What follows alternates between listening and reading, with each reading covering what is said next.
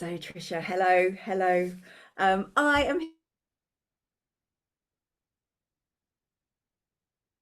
here with the lovely to have some dialogue sessions and for us to kind of share our thoughts on things and basically get together, hang out, and just muse on things that are interesting us related to the thinking environment, related to our practice, related to anything that we kind of thought was interesting. Yeah, that was about it, wasn't it, Trish?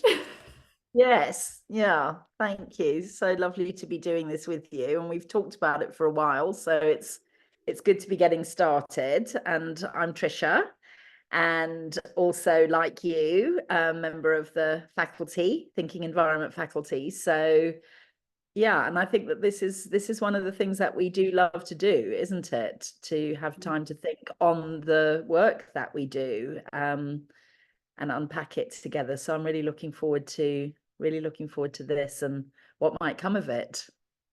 Yeah. Indeed.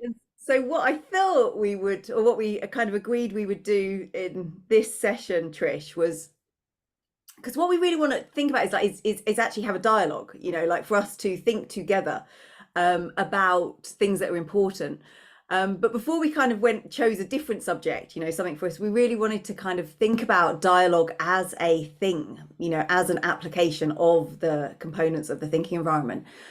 And just kind of, I guess, reflect afresh about why we like, why this is useful, why it's of value, why we particularly find it, something that we've done for years and years. And maybe just sharing like some of our kind of thoughts about dialogue in principle, in just the kind of the general sense of like, why does it matter?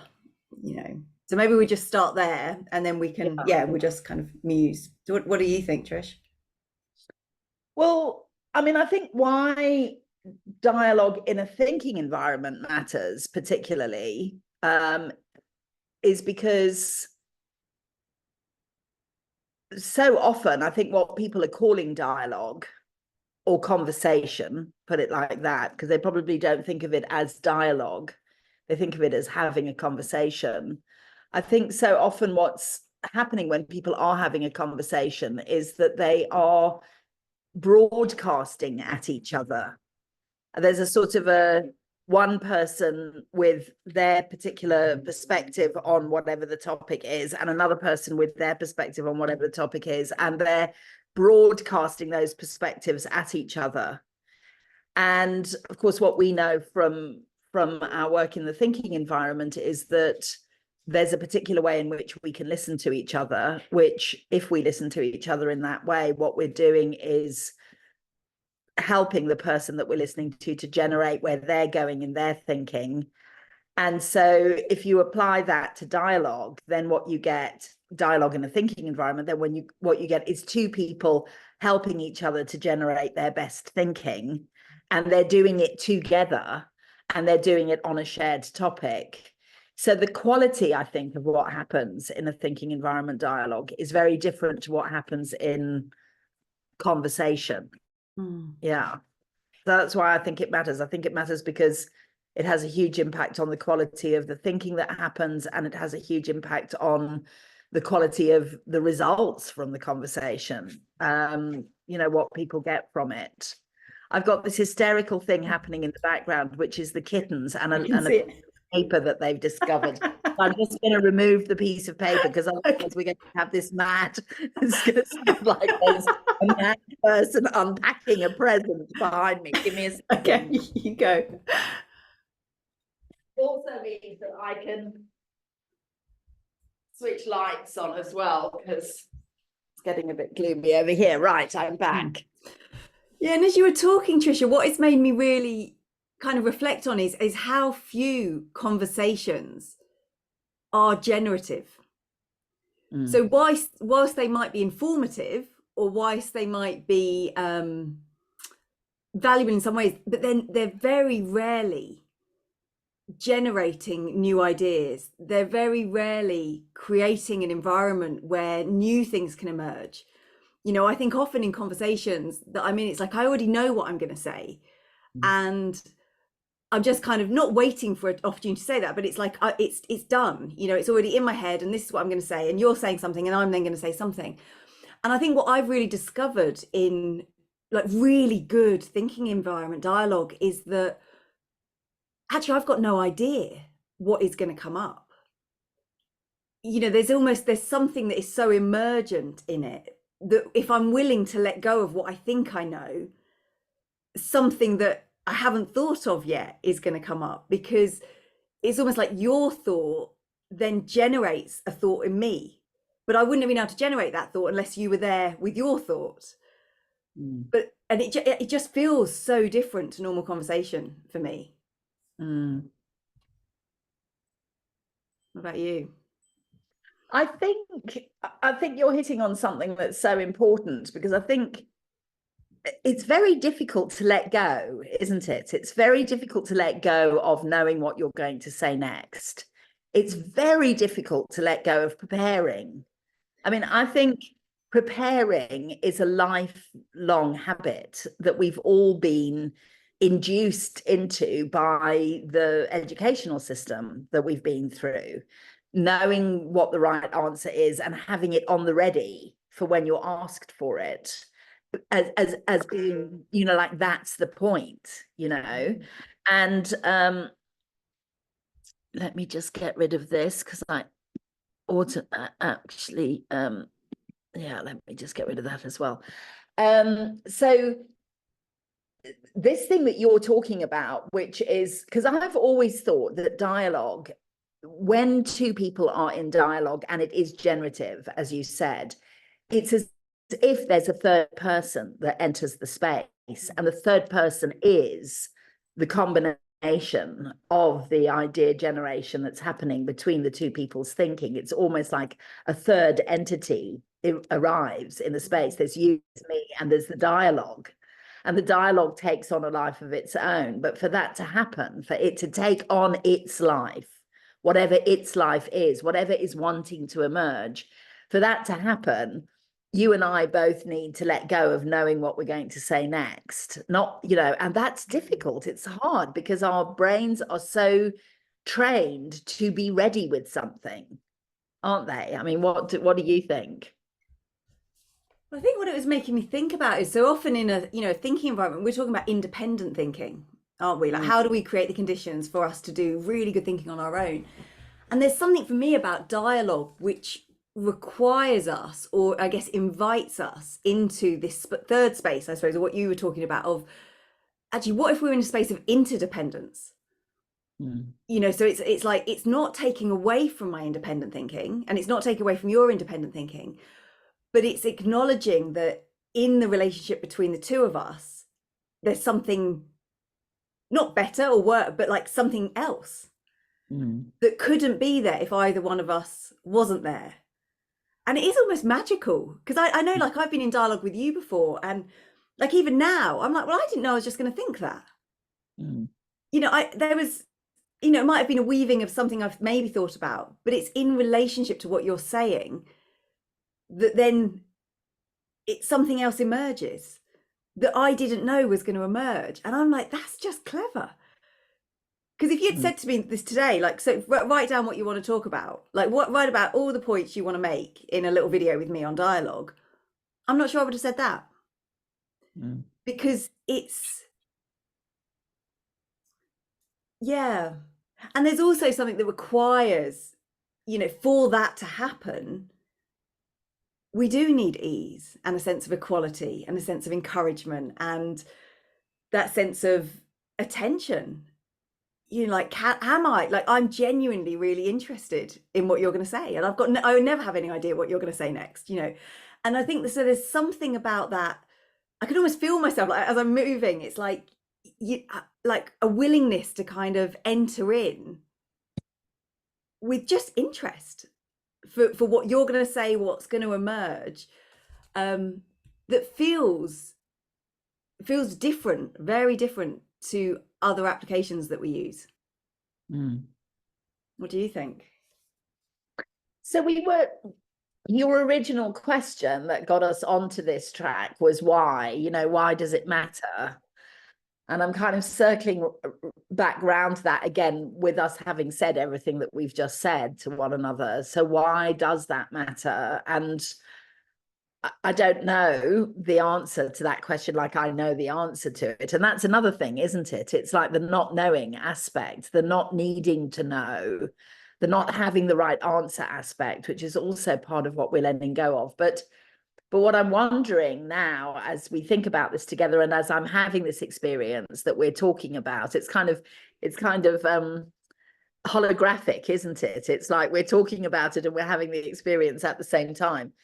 I'm wondering about why it matters is intelligence, whether what matters about it, or one of the things that matters about it, is the enabling of intelligence. And what I mean by that is, because for me, intelligence is something that you used the word magic not long ago, which has this sort of, there's something kind of almost ineffable about it. It's difficult to talk about.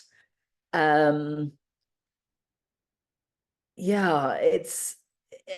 the weaving of many different things. There's obviously the intellectual intelligence, but there's also the emotional intelligence. There's also the spiritual quotient that's in there, which is I think aligned to this word magic, of something that's wanting to emerge, something that's wanting to happen. And it's almost like the dialogue is like a midwifery experience. It's like we're midwiving this, whatever it is that's wanting to emerge, and neither of us know what it is. So it's a function of, not just your intelligence and my intelligence, which of course plays a role in there, but of intelligence itself. Like intelligence is wanting to manifest itself through us, through this dialogue that we're having. So it's like a channeling thing. I mean, I don't necessarily, I'm not subscribing to channeling as a lot of people would think about it necessarily. I don't know whether that's real or not. I can't say, but it is this feeling of something's wanting to emerge. And because we're in a thinking environment with each other, because you mentioned the components just now, and I think particularly, well, I mean, it's always so difficult to say particularly, isn't it, about any of the components, because they're all so systemically, connected to one another. But for me, I think particularly encouragement, the just wanting, wherever it is that my mind is wanting, that my mind is going, which I don't even know where that is, and neither do you, and you wanting that to happen, and the same for me with you. Just, I don't know, it's an allowing that doesn't normally happen. It's because, as you say, in normal life, not that it's normal at all, it's very weird, but there's this sort of needing to have it all together and know and make sense and sound like we've got it all together, like we know what we're talking about here. And so I always think of encouragement as that giving the courage to go into the unexplored territory.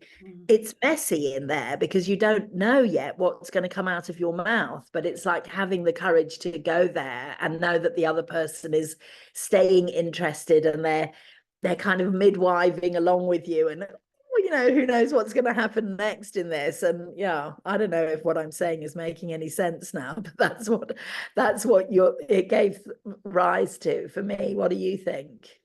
Yeah, I think there's something for me, Trisha, about actually, if we are to engage in dialogue, which is kind of this caliber, that we almost need to intentionally let go, and let go of certainty, and let go of what we think we know, and let go of where we think the conversation's going, and let go of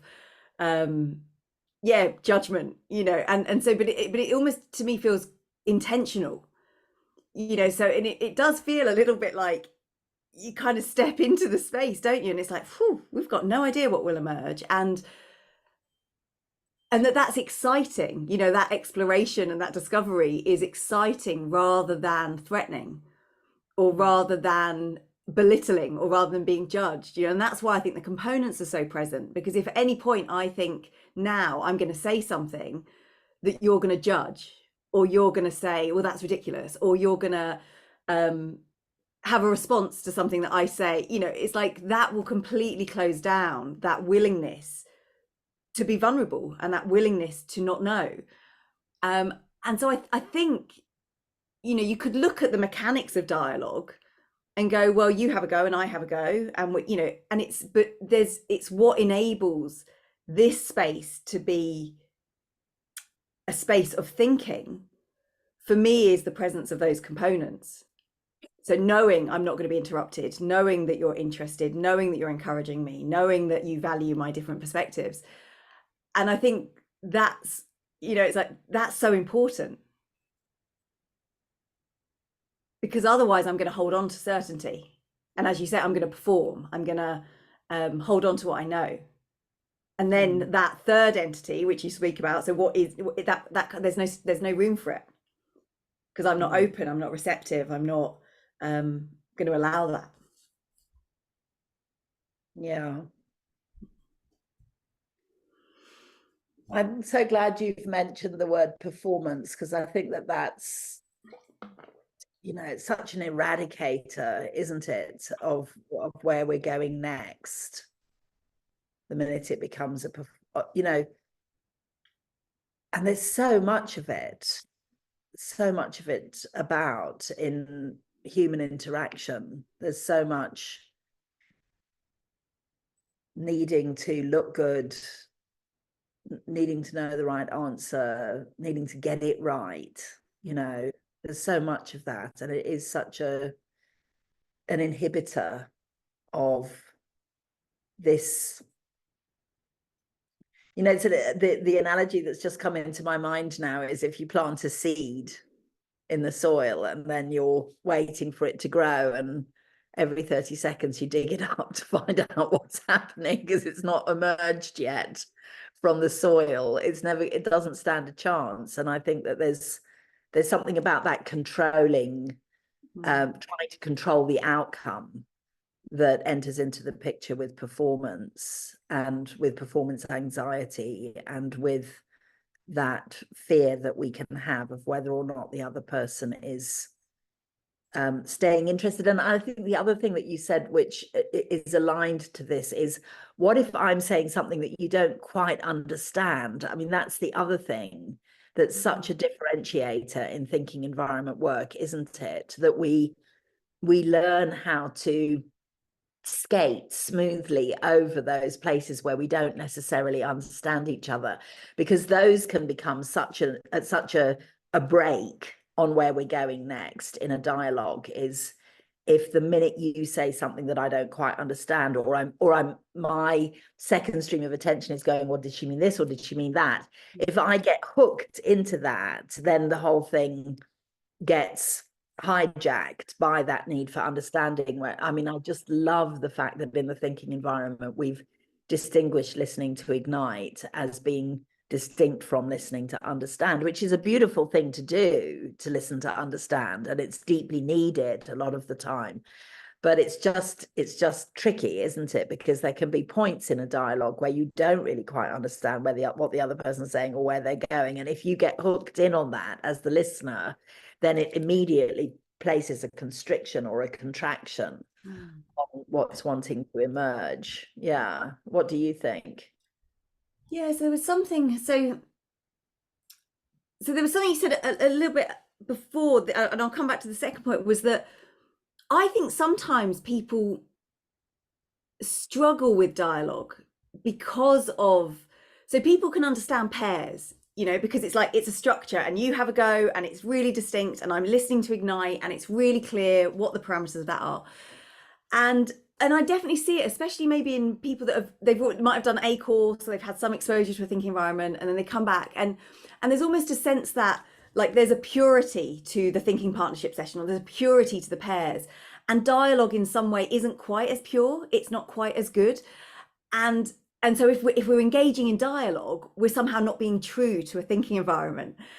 And I always think like that's the antithesis of my experience of dialogue, in that it's actually, it does require, I think, that, as you were saying, that real management of our response stream, our ability to sit with the ambiguity, to sit with that and really pay attention, but knowing that I am going to be replying, that I am going to be sharing my thoughts.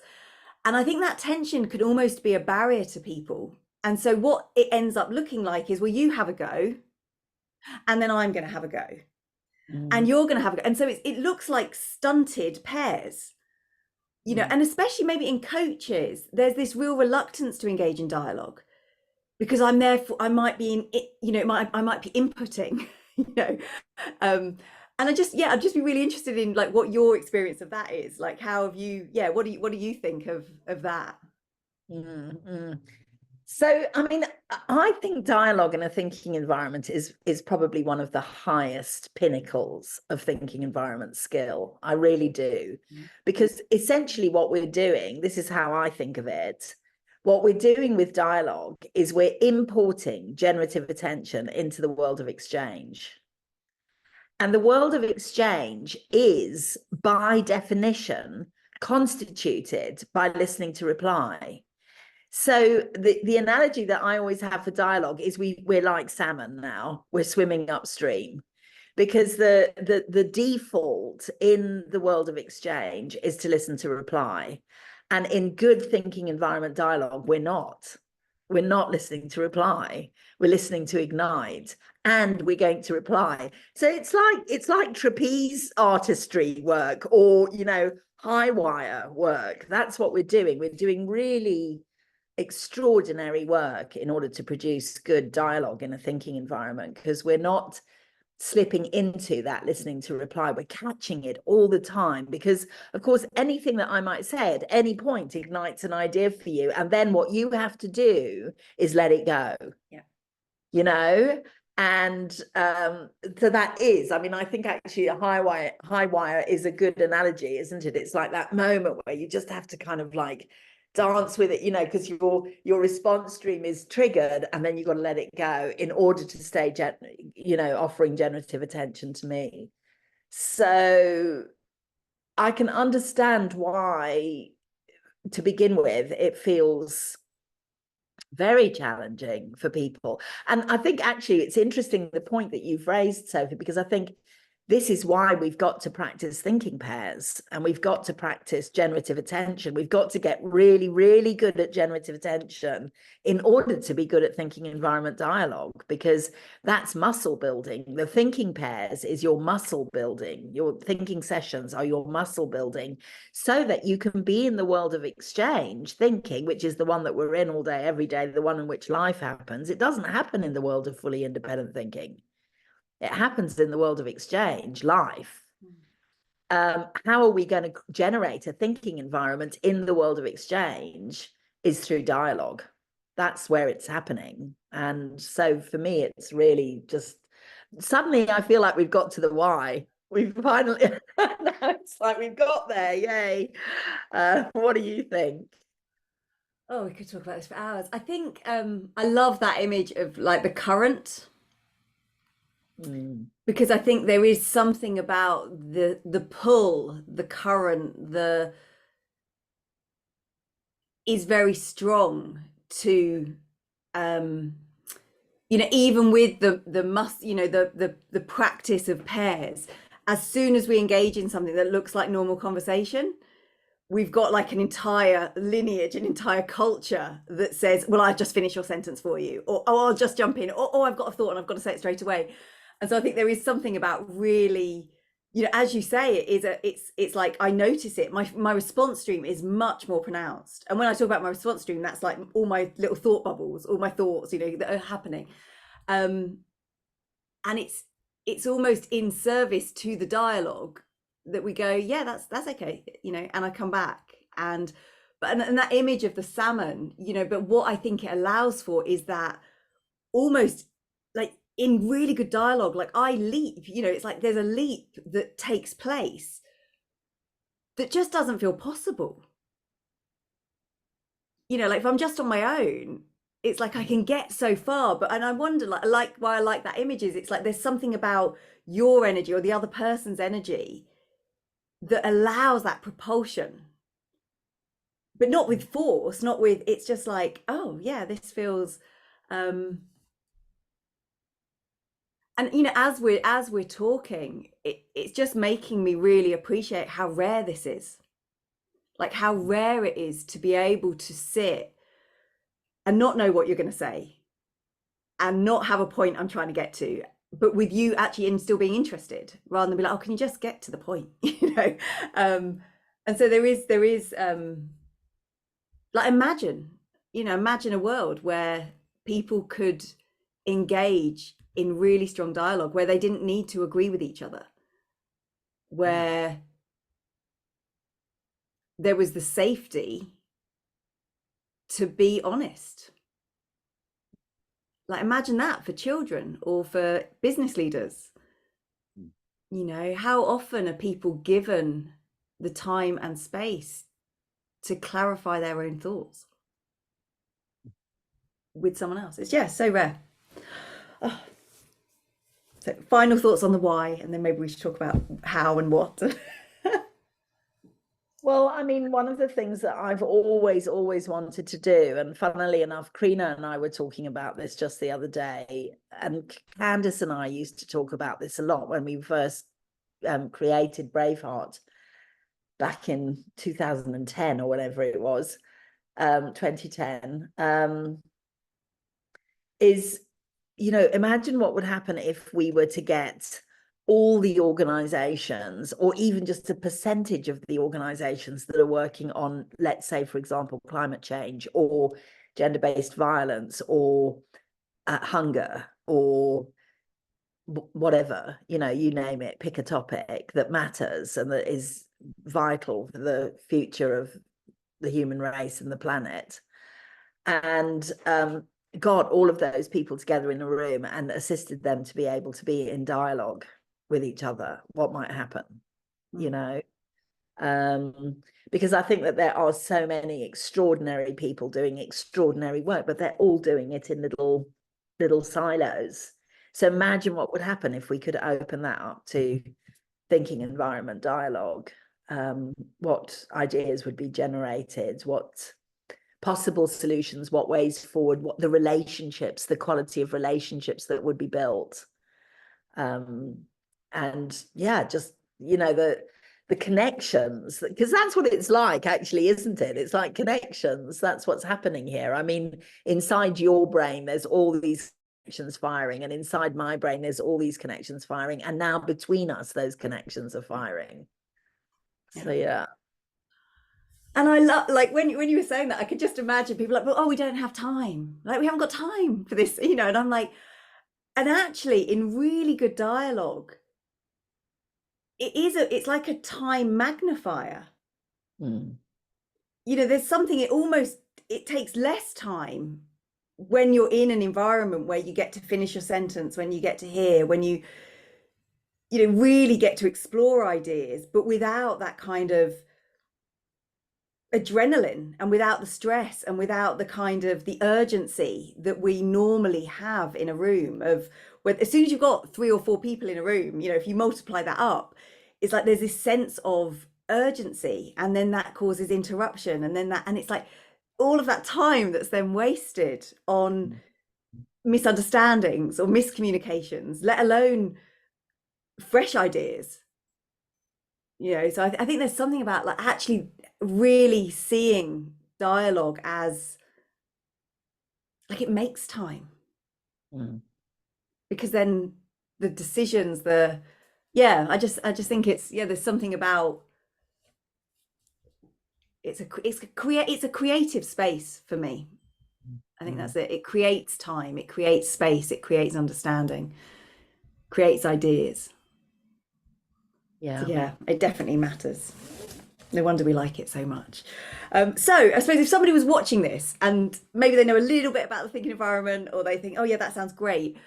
I mean, obviously we've been trying to model and share how we do dialogue, but it just might be interesting to think about some of the key things that we would generally share with people about what helps, what doesn't. Maybe just some of the mechanics, the kind of like how, the what, you know, and again, maybe you share something and I'll share something, and we'll come up with something that we should have been sharing. But yeah. Well, I mean, I think the very first thing that comes into my mind in terms of the how and the what is the question. That's the first thing that comes into my mind, is that what you need in to enter into dialogue is you need to know what the question is. And we've got this amazing, I mean, I just think it's mind-blowing. There are these tiny little aspects of thinking environment theory, which are they're almost like little sort of Fabergé eggs or something, because they're small, but they're so brilliant. And the one is issues into questions. Yeah. So to choose the topic that you're wanting to think together with someone on, and to think about, well, by the time we've finished the discussion, what would be a worthwhile outcome for us to have arrived at? What is it that we want to have accomplished as a result of having this discussion? And then once that's been articulated and is clear, what question would we therefore need to answer in order to get to that outcome, or at least move in the direction of it? Who knows whether we'll actually get there or not, but to guide us in the direction of that outcome, what's the question? Mm. So that's already a remarkable piece of work if people were to do that together. Mm. It's already clarifying, it's already intelligent, it's already got this beautiful structure to it, but it's also just a starting point as well. So it's not constrictive, it's like a trampoline. It's like what allows us to take off into the dialogue. So that's the first thing that comes to my mind in terms of what and how. What do you think? Yeah, and I think, like, as you were talking, Tricia, what it makes me think of is sometimes people don't know. You know, they've got the issues, so we know the issues, but actually using the dialogue to clarify the question can be really helpful. Because I think it's like, actually, so say, you know, what we might start with is a dialogue around all the issues. And then at some point, as you say, just say, okay, so of all of this, like, what is the outcome that you most want? Or what is the outcome I most want? And getting some kind of commonality on that. And then almost inviting into each other. It's like, so for you, Trish, you know, what would be the question you would really want to answer or really want to think about today? And is that the same as me? Because I think, again, sometimes people think they've got to do that piece in isolation. And so I'm going to come to you with a really good question. And it's like, oh, actually, no, that can be co-created. Yeah. You know, whether that's just in our little, you know, just the two of us now, because again, if we can do that in dialogue, those outcomes and those questions will be better than any one of us can do on our own. But using that kind of 3 stages of, okay, let's just spend 10 minutes. You know, we'll think about all of the issues. Then we'll work out, okay, what is there a couple of outcomes, and then framing that into questions, I think can be so powerful. Whereas what we otherwise tend to do is we'll just sit with the issues, because anyone can dialogue for a long time on issues, because by nature they're interesting, they're multifaceted, they're really complex, they're often outside our control, but they're juicy, aren't they? You know, and they're seductively, like, interesting, but we can't really get anywhere with them. But we can talk about them for hours, you know. And so, you know, whether it is in a meeting or in just a general conversation, just, I think that, as you say, it's like, it's just a little precious gem of, if that's where you got to in your dialogue, which is knowing the question you wanted to think about, I'm like, you've probably spent some really good time. Yeah. And you could be done there, because actually that question will then act as a hook, and you'll both go away and think about it anyway. Or the group will go away and think about it. But I do think this is one bit where I think I get a sense that people feel like, well, you do this in order to have the dialogue. And actually, for me, it's such a critical part of the quality of the dialogue. Yeah. What do you think? I've never seen it like, I mean, I've never thought about it like that. And I think you're absolutely right. I think in and of itself, a dialogue on what is the question or what are the questions will be, you know, phenomenally powerful in all sorts of different ways. I mean, lots of information will get shared along the way in a dialogue around what are the topics and what are the outcomes and what are the questions that we're most needing to think about together. And it strikes me that it's such a fertile space, that dialogue, the dialogue on what do we want to have dialogue on, is such a fertile space for the need for the components to be present. Because if you think about it, equality is going to have to be so robust, that encouragement is going to have to be hugely robust. I mean, it's, I think that for me, the space of encouragement is so much the space of, it doesn't matter which question gets chosen.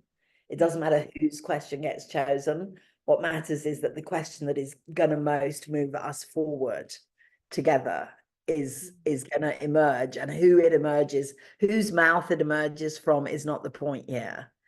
It's that it emerges is what everybody is there for, and championing. So I can really see how important ease would be, that nobody's getting possessive or defensive or attached, the attachment to outcome. And the component of difference I can also see would be massive here. I think of, I know difference is one of the things that we're going to have a dialogue on at some point. So I don't want to kind of get sidetracked or hijacked by it now, but in the old days when we were defining difference differently to how we're defining it at the moment, one of the things which I still think is particularly relevant about difference is this capacity to be able to stay interested in what someone else thinks, even when you don't agree.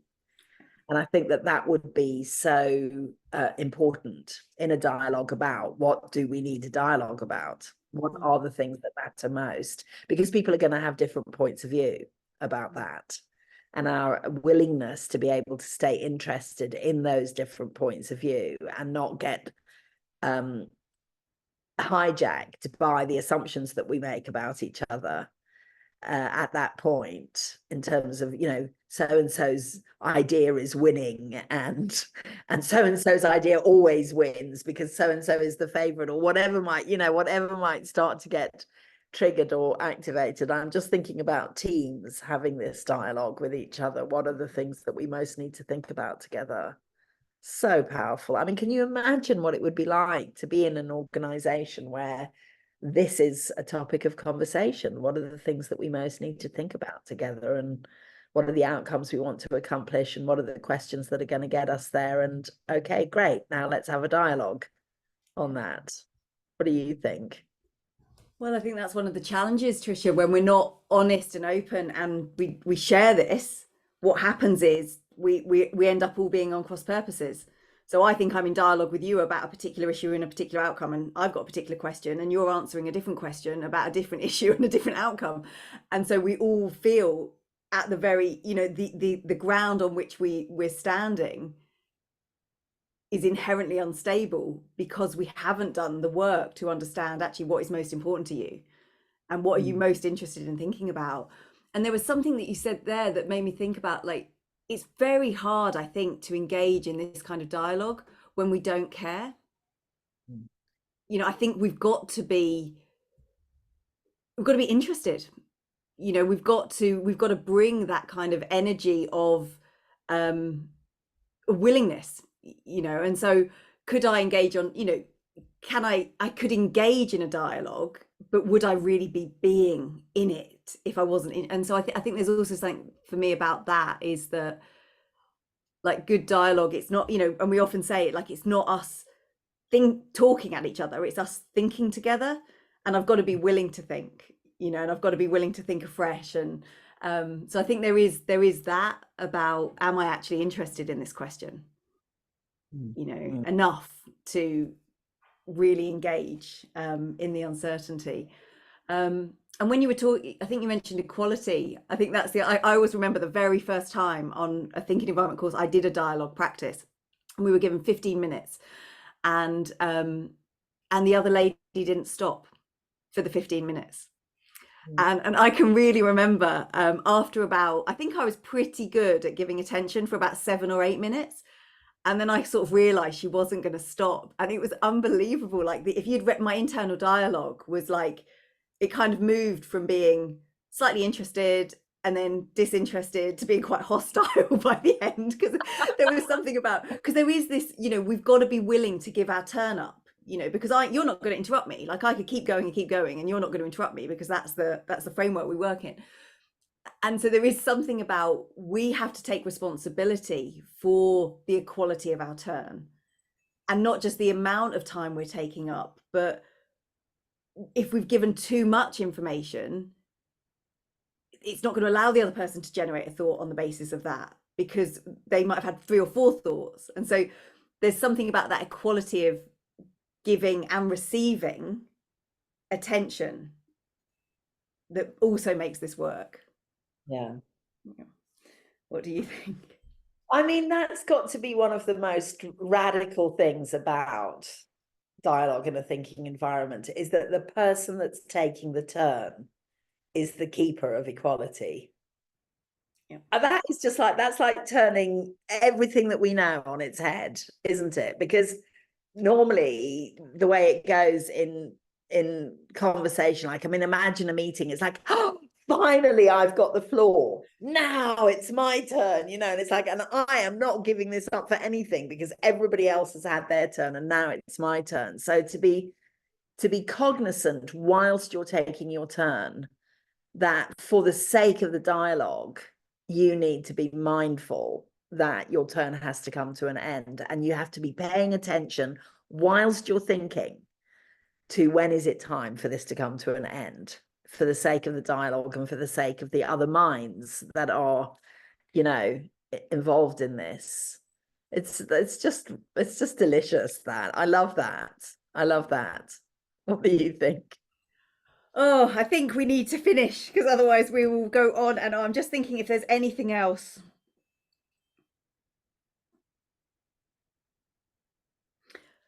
I think the final thought I would, is that my final thought? I think as we've been talking, Trisha, what it's made me reappreciate is how, and I use the word cautiously but with intent, that actually it's quite a sacred space, dialogue. Like there is something truly special about it.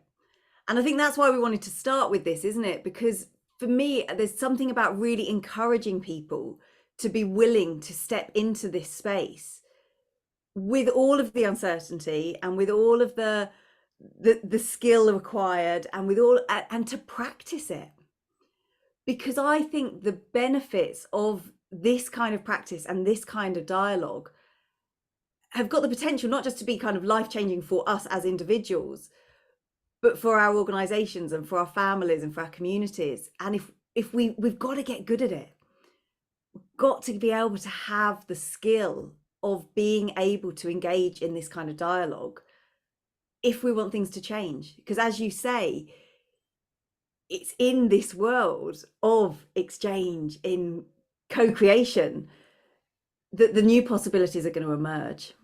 And so I think it is sacred work. I think it's really important.